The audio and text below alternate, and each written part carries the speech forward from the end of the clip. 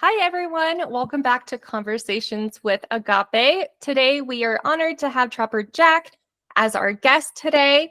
Trapper is a dynamic speaker, podcaster, and broadcaster here to offer his unique insights on today's topic, the Eucharist, a challenging truth to swallow. So once again, Trapper, thank you so much for joining us today. And I'll turn my video off, but I'll turn it back on during the end of this session. Okay. Thank you. Either way, for me, I'm a blind guy, so either way, I can't see you. I'm just saying. But you sound beautiful, so there you go. All right, and away we go. Trapper. What is a Trapper Jack anyway? Let me take these off for the time being. What is a Trapper Jack? Obviously, all the good names were taken. Okay, real name is Philip Keller. Here's the deal on the Trapper Jack thing: is that I always wanted to be anonymous in radio, and and so I've been a lot of different names, but I was moving from Seattle to Pittsburgh, and I was Jack Elliott up in Seattle because there's an Elliott Bay, so why not name me after that? So I get off the plane in Pittsburgh to do mornings. This is 40 years ago this year because I started when I was 3. So I was getting off the plane. The program director says, "Well, you're not Jack Elliott anymore. You're now Trapper Jack." And I'm going, "Oh, why?" And he says, "Well, we want to make you memorable quickly." Okay. Were there any other choices? Yeah, the staff voted. Okay. You could have been Panama Jack, Slim Jack, Diamond Jack, Captain Jack, Cracker Jack. So Trapper's starting to sound pretty good at this point, right? And because of the old MASH series and Trapper John MD and all that. So that's kind of the background on the name thing. Trapper, how did you get blind? Sat too close to the TV. Mom was retina. No, it's something called retinitis pigmentosa. Degenerative retinal disease. 7 kids in my family. 3 of us got it. Older sister who's totally blind. My younger sister and I are legally blind. And if you're going to be blind, please be legally blind.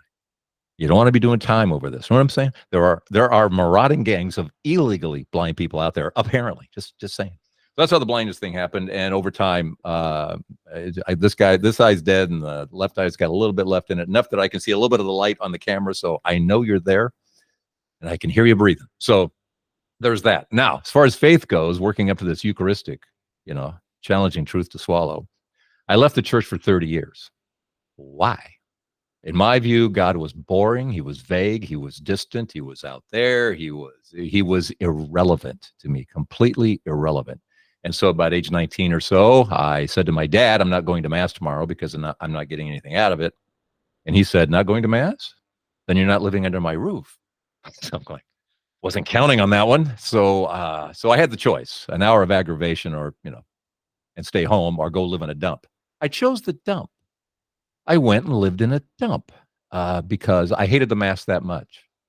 It was aggravating to me again. So I'm out of there I'm jumping into radio at the very same time I'm getting out of the church, and I would be out for 30 years. What would bring me back?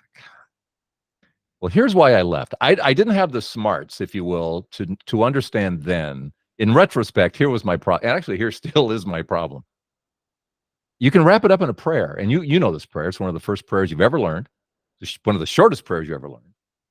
Glory be to the Father, and to the Son, and to the Holy Spirit, as it was in the beginning, is now, and ever shall be, world without end. Amen. What's the problem with that prayer, Trapper? Here's the problem. We are really good at as it was in the beginning. We have a Bible filled with as it was in the beginning. Dazzling stories of a dazzling, awesome, loving God. Not so good on the is now. In other words, what I could see at age 18, 19, or 38 or 48 or whatever, it just seemed like everything was back then. Again, all of a sudden we had Clark Kent instead of Superman. Where are the miracle stories today that, being brought into the church? Peter and John, they're walking by the guy who hasn't been able to walk his entire life, right? And he wants money. They don't have money, but I'll pray for you. They pray for him. He gets up. He walks around. Where do they go next? The synagogue. Because they want to show everybody the awesomeness of God. And he comes in, he's dancing around in the synagogue. Why isn't that happening today? Did miracles stop happening? Why aren't we talking about our angels? They're in the Bible. Did we run out of angels? Other than the parking kind? We'll give credit to the parking angels. Got a spot yesterday going into the barber shop, Where are our angel stories? Where are those divine interventions? In other words, again, It was like my stained glass windows are in backwards.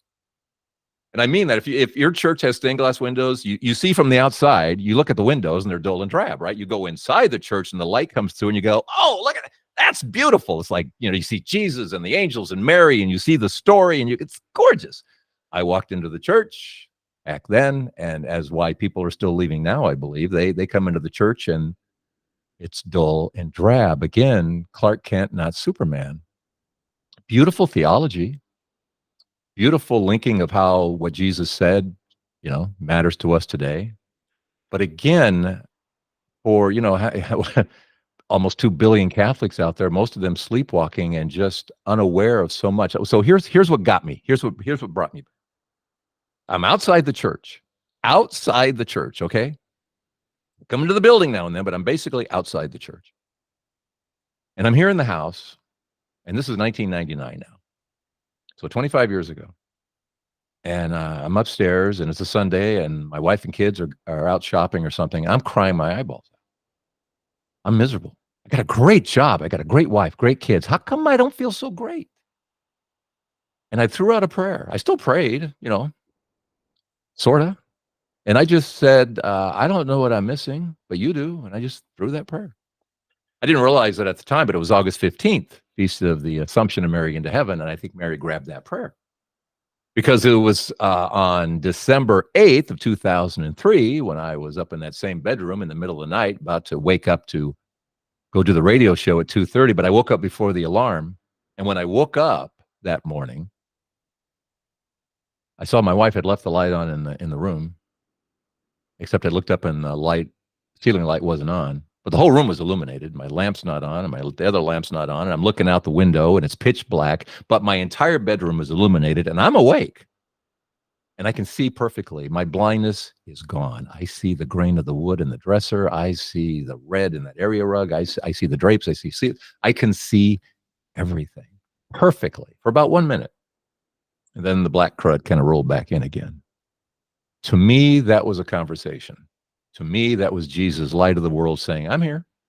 Whether you can see or not, I'm here. Whether I heal you or not, I'm here. This was like a minute-long conversation that had such impact on me. And again, December 8th. So I got Mary bookends to my story, right? This is all part of God reeling me in with the help of Mary. So going back close to the time when I threw that prayer, what happened? Within a few months, I was being introduced to people that changed my life. Those people, and I hope you've had them in your life too, where these just people who come out of nowhere and suddenly it was life-changing. They were holy people, and when they prayed, things happened. To this day, I watched as people with cancer were healed.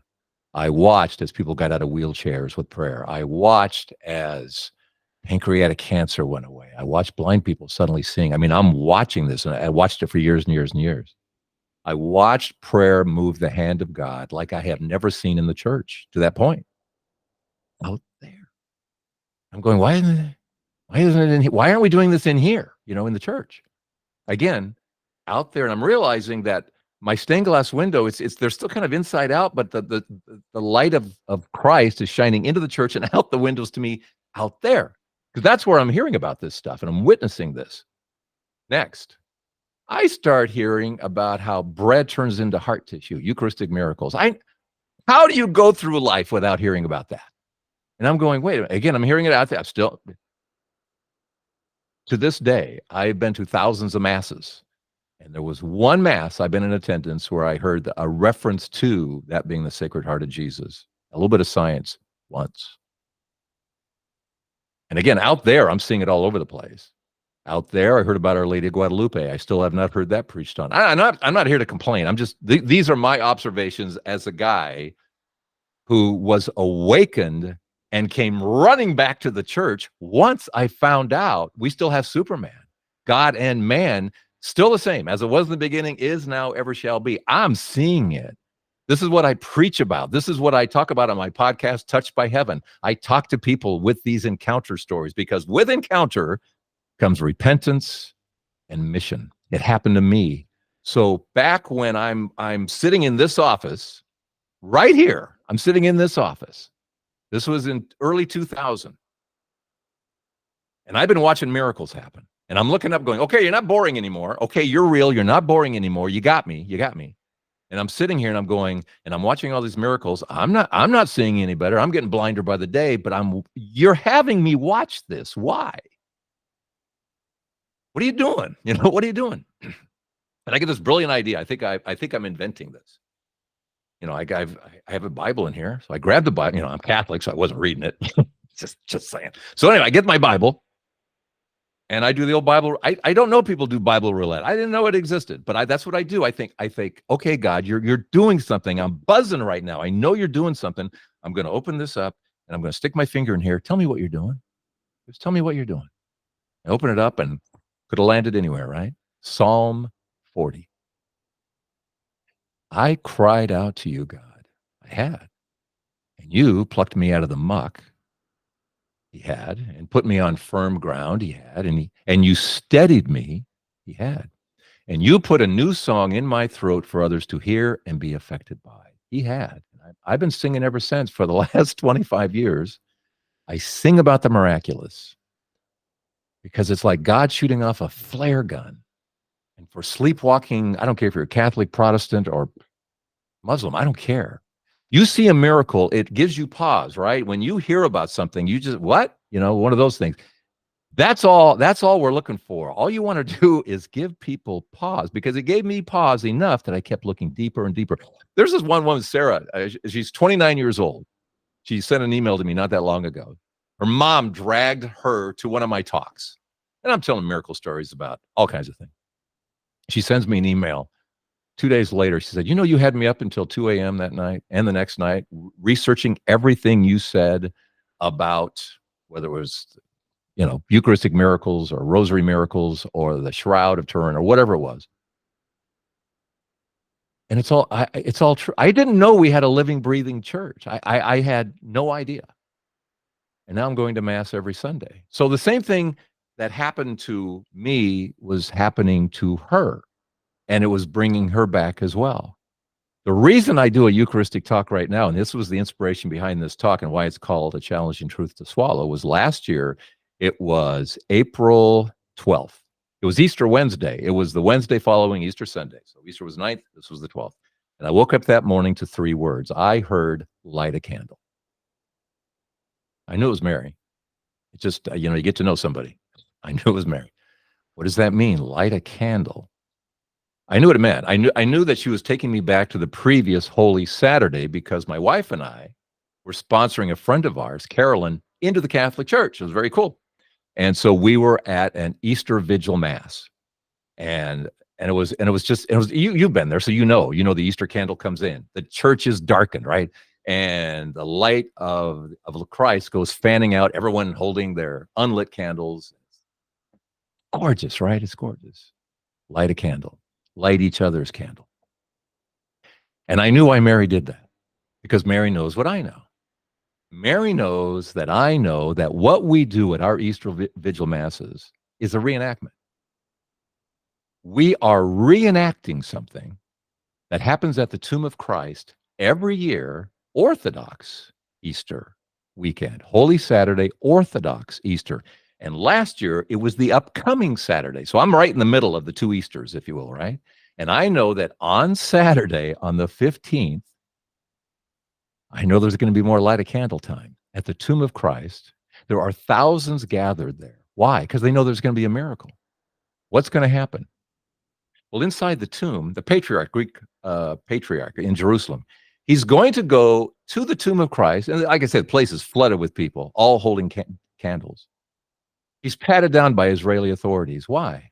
They want to make sure he doesn't have anything that can either be ignited or ignite something else. He has 33 candles in each hand. He goes into the tomb. He kneels there before the slab where Jesus was laid, and he prays certain prayers. And fire comes out of the stone where Jesus was laid. This has been happening every year since the church began. Every year, every year, every year. Fire comes out of rock every year. And God lights his candles. And he comes out with the lit candles. And to prove the point, this is a God thing, as if that wasn't enough, that fire is suddenly in the tomb. And they've already checked the tomb, by the way, the Israeli authorities. They've checked there to make sure there's same thing. Somehow fire comes out of rock. And he starts passing the fire around like we do, like we reenact, right? Except the fire has a certain property to it. It doesn't burn you. It's warm, but for about the first 20 or 30 minutes, it's just warm. And scientists have gone in there with their little measuring devices, and they can see how at a certain point, it just suddenly, now it can ignite and light. It's crazy. And then, so they pass it around, but the fire again has its own personality, and it starts shooting across the church and everything, and lighting that person over there, and lighting a candle over there, and the lamp up there, 20, 30 feet up, and then it's put on planes to go around the world by special permission. And by the way, if you've never heard this before, you're not alone. When I go into churches and say, "How many of you know this?" One or two. How many don't? Flood of applause. How is that possible? This was our miracle. Remember, the church was one Holy Catholic Apostolic Church till 1054. There was a divorce, right? Somebody gets the house, somebody gets the car, somebody gets the dog, somebody gets Jerusalem, somebody gets Rome. And ever since then, we stopped pointing back to the tomb where the original happens every year. So why did Mary, for a Eucharistic talk, take me to the tomb of Christ for this miracle that we don't know about? She's pointing out the invisibility cloak. She's pointing out how we are virtually trained not to believe that the Eucharist is Jesus. The only miracle we even talk about in the church, generally speaking, is we keep saying, "Oh, Eucharist, that's Jesus. Body, blood, soul, divinity." Yeah, body, blood, soul, divinity. It's real presence. Based on what? We throw invisibility cloaks over Eucharistic miracles, over Our Lady of Guadalupe, over the tomb of Christ. I mean, you pick a miracle approved by the Catholic Church. What are we saying about it? We approve them. We spend decades, and then what do? We just go, okay, and we close the book on it and don't talk about it. We'll talk John 6. Who saw the weakness in this? You can see how the Protestants, by the way, are knocking down our door after 500 years of real presence. You know who got this? An 11-year-old got it. Carlo Acutis. Soon to be canonized saint, Carlo Acutis. We were over there last year in Assisi, Italy. And he's entombed there in a glass, tomb. And he's got his Nikes. I always thought, he's literally, you can see him. He's got Nikes on in his workout clothes or whatever it was. And I thought, they ought to go to Adidas and just say, $2 million, we changed the shoes. Anyway, so we're over there, and this 11-year-old, he died at 15 of leukemia. At 11 years old, he's putting on a website. He understands the importance of the science. Okay, you don't believe? Okay, neither did Thomas, but Jesus didn't go after Thomas. He just said, "Oh, you need to make it physical? Put your finger into my wounds, put your hand into my side. Go ahead." He didn't need to. He just said, "My Lord and my God." But some people need to be awakened. So here's Carlo with 130 plus, 180 plus Eucharistic miracles.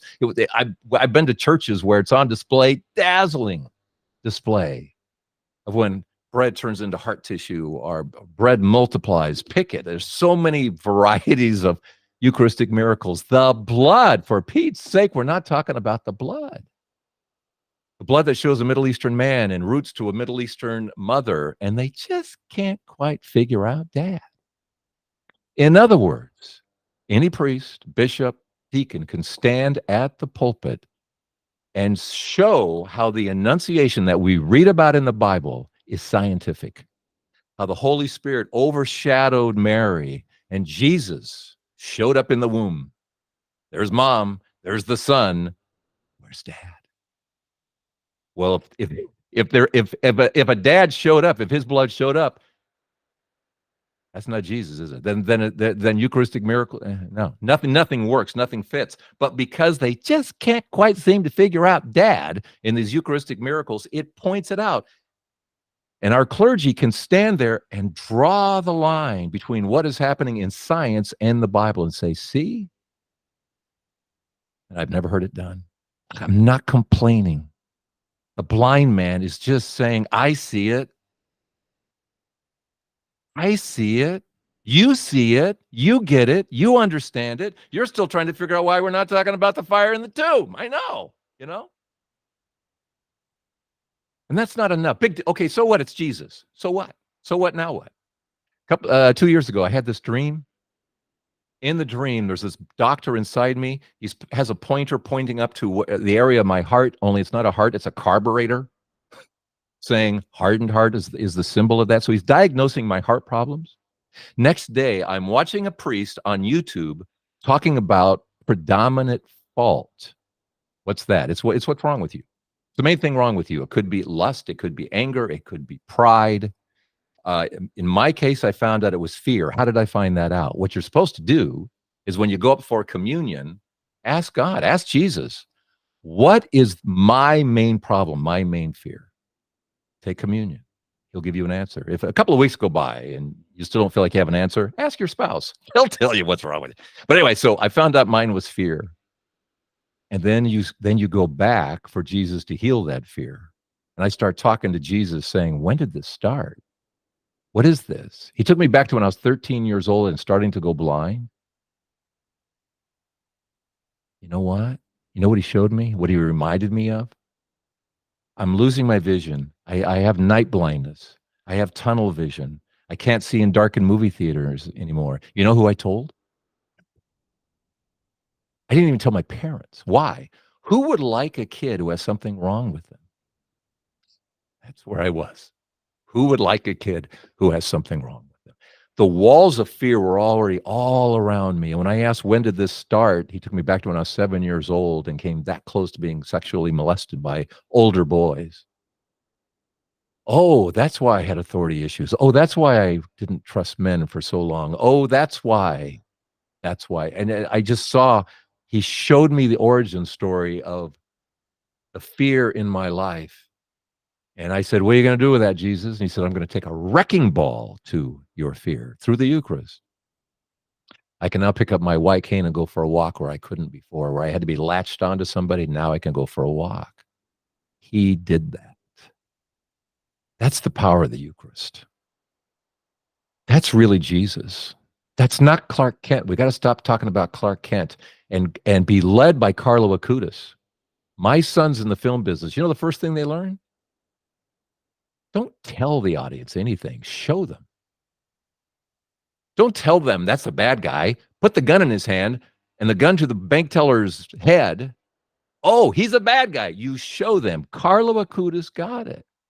Show them the Eucharistic miracles. We have churches now, ours included, with now have, you can put pictures up on slides and video and things like that inside churches. If not, you can put pictures inside the church bulletin showing blood vessels coming out of bread in some Eucharistic miracles. You can show people why they should believe if they don't believe by faith alone. Eucharist, a challenging truth to swallow. Are you kidding me? You don't even need faith anymore. The science created by God shows all of us that that's Jesus. I love that Jesus. This, by the way, isn't my favorite Jesus, talking about dazzling, awesome Jesus. My favorite Jesus is the one I talk to every morning, where I grab my coffee and I sit down in my chair and I just take him in. But what had to happen first was the wake-up call. And that's what we're missing by these dazzling stories of who Jesus is, our God. It's today's burning bush. It's today's manna from heaven. It's today's parting of the Red Sea. It's the is now, not just as it was in the beginning. That's our God that people need to know about. God bless you. Thank you.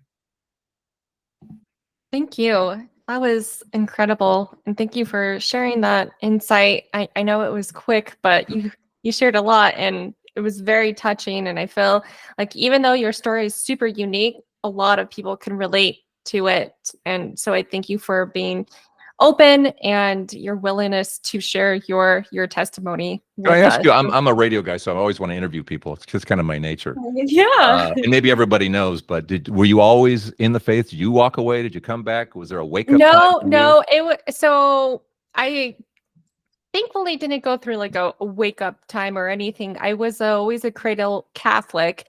However, during maybe being a teenager and a young adult, you start questioning it. And it was like you mentioned, the Eucharist miracles of like you get more curious, and then so you start digging, and so yeah, I've always been having a strong faith, but yeah, so it's Yeah. very cool. And I was so lucky to go to the National Eucharist Congress this past July as well. So that was incredible to witness it firsthand. I tell you, doesn't it feel like the country's being blessed by it in some It ways? it totally, yeah, it felt I like a mean, piece of heaven on earth. oh my gosh, the talk, I'm getting chills now because the Yeah, talks were incredible, just incredible. incredible. And even those on the outside here, I probably would have been there, but had a family reunion on my side, 80 of us in Tahoe, so that won out. But Oh, but I think I watched just about everything that came out of there. It was dazzling. mhm, It was, and mhm. I mean, even Bishop Barron said he had never been to anything like that before. What Oh, came out of there? But yes, in the I just Sunday think, mass alone was yeah, just I thought I was in heaven for sure. yeah, It was incredible. So thank you, Trapper. And yeah. yeah, when you're during your talk, it just kept bringing me back to the National Eucharist Congress of how amazing and touching everything was. So before we end today's session, I do want to pull a question from the registration list. And one of the questions said, how long does Jesus remain present in the Eucharist after we receive Holy Communion? Love that question because a lot of people have done, it's 15 minutes, it's 20 minutes, it's this Yeah. and that. I think it was Catalina Rivas. She's a visionary in Mexico. And she asked Jesus that. She said, Jesus, communion, how long are you truly within me? His response was, I'm not the one who leads. Oh, wow. I've never heard that. That's Is that not the incredible. perfect answer? That is the perfect answer. That is the prayer. Wow. And some people leave barely before, Yeah, and, the final so blessing the there. idea is he is there as long as you say he's there, as long as you Oh, keep him there. wow. How cool is that? Yep. Well, I'm glad I picked that question then. Good That's call. great. That was a good Good call. one. Yeah. Well, again, This has thank this has you. been delightful. This process started so many months ago, and it's just nice Yes, to finally get together with you. And thank you absolutely. for hosting this, and thanks for anybody who happens to watch this. But Yeah. How can people find you if they haven't a want clue, to learn haven't a more? clue. They have to drive around and just keep turning left. You can find the Touched by Heaven podcast, which is they're all encounter stories, just incredibly Yes, dazzling awesome. encounter stories. We've been doing that for like 6 years. So you can find me there. Incredible. TrapperJackSpeaks.com is our overall website for speaking engagements and things like that. So if there's someplace I ought to be speaking, you want to come get me, that's the place, TrapperJackSpeaks.com. Perfect. Okay. Awesome. Yeah. And all of the attendees who registered for today's session will get a copy of this recording. It will also be listed on our website. And then we'll also send out Trapper Jack's information as well. So it's easy access on how to find him. But I'd really encourage to go check out his podcast because there's incredible stories on there. So again, Trapper, thank you so much for your time today. I really appreciate it. Oh, thank you. God bless, Ashley. Bye.